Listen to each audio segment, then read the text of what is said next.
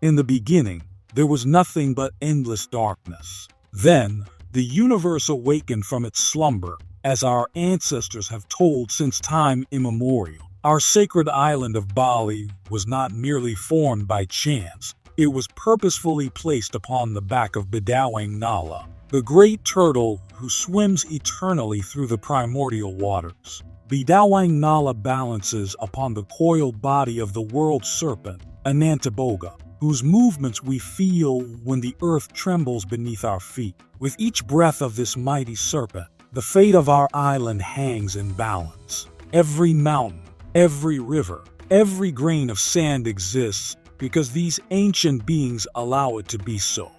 Our universe consists of three sacred layers, the Triloka, existing together in delicate harmony. The upper world, Swaloka, houses the divine deities who watch over us. The middle world, Dwaloka, is where we mortals dwell alongside spirits both seen and unseen.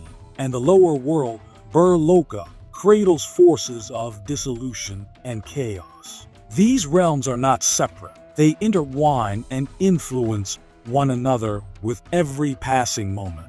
We build our temples, homes, and villages according to sacred directions that honor this cosmic structure.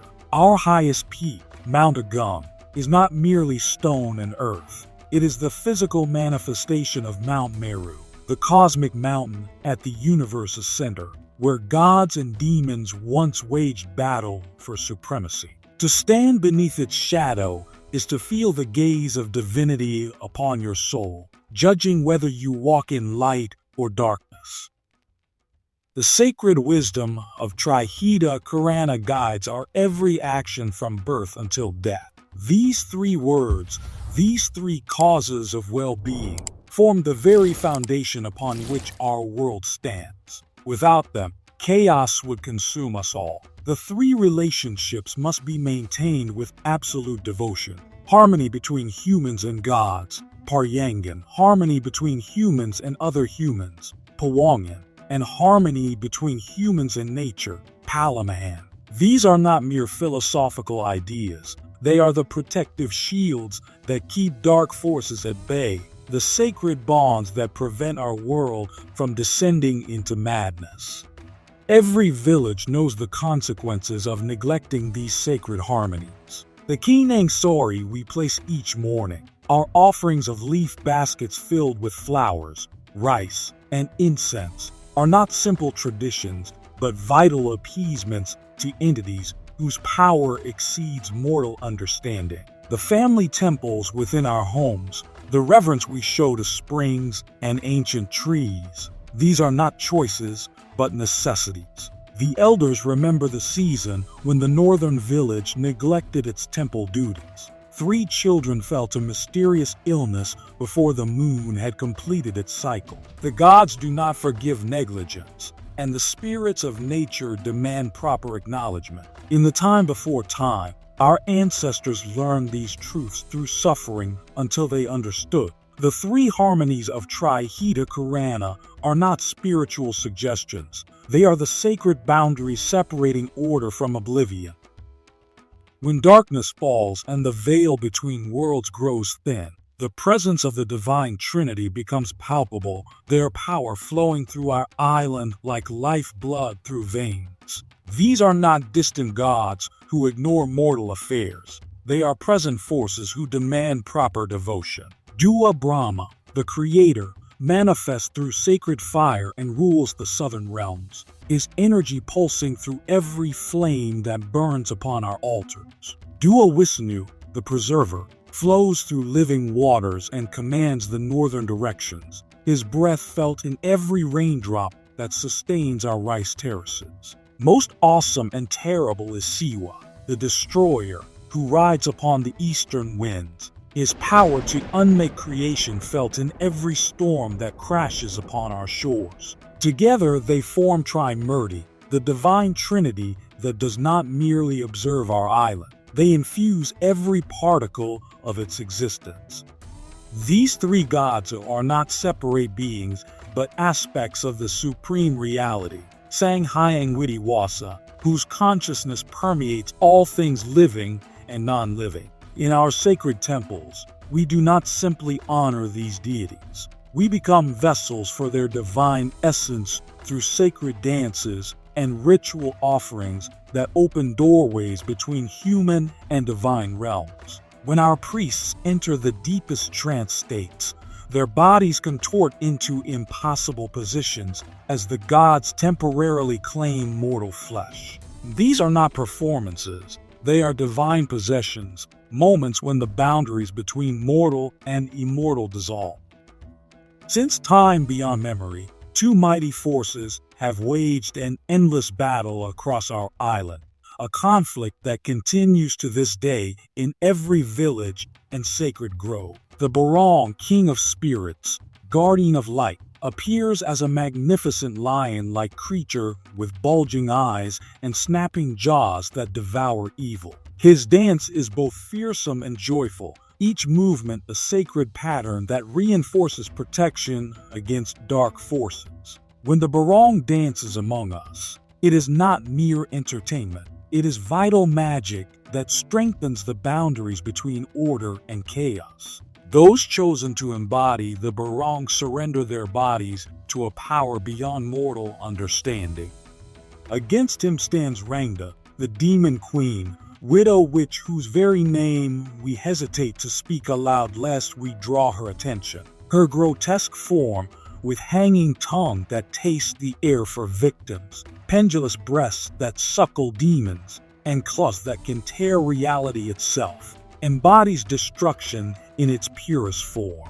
In sacred battle ceremonies performed since time immemorial, neither the Barong nor Rangda ever claims final victory. Their conflict must remain eternally balanced, for should either force vanquish the other completely, our world would collapse into either stagnant order or formless chaos.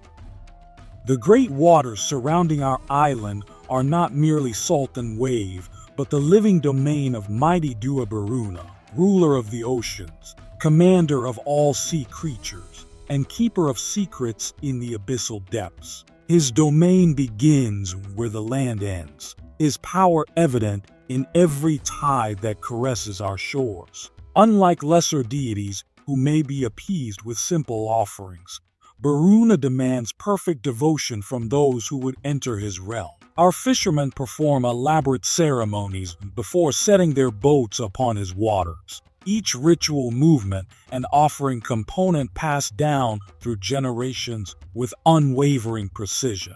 The ancient stories tell of the fishing fleet that once neglected proper tribute. The next dawn revealed their boats returned to shore.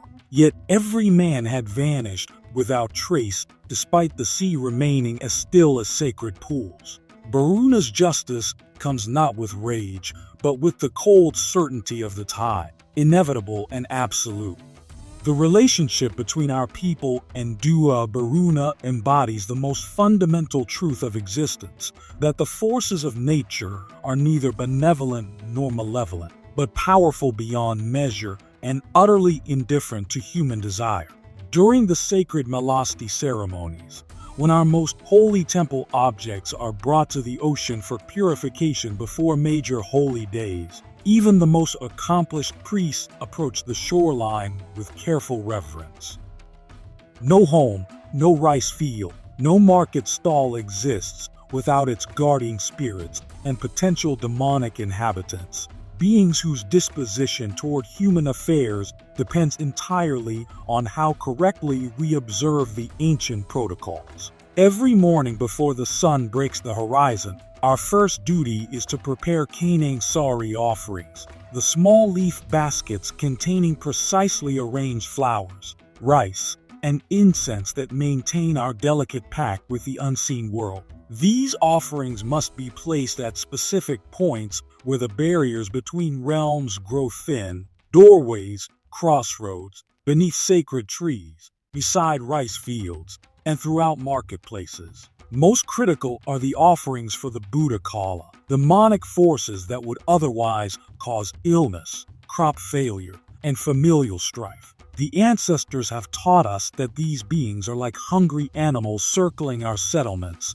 They must be fed regular spiritual nourishment, or they will feed upon us instead. The invisible inhabitants of our world follow ancient, unchangeable laws that govern their interactions with humanity. Children learn proper ritual movements and offering placements before they learn to speak in complete sentences. For ignorance provides no protection against spiritual consequences. Sacred objects called pengijing are buried beneath the foundations of every significant structure, their protective power repelling negative entities that would otherwise claim dwelling space alongside humans. Certain trees, especially ancient banyans with their many branched forms reaching between worlds, house particularly powerful spirits who demand appropriate acknowledgement. When such trees must be moved or trimmed for human purposes, multiple ceremonies spanning several days must be performed to request permission and prevent retribution.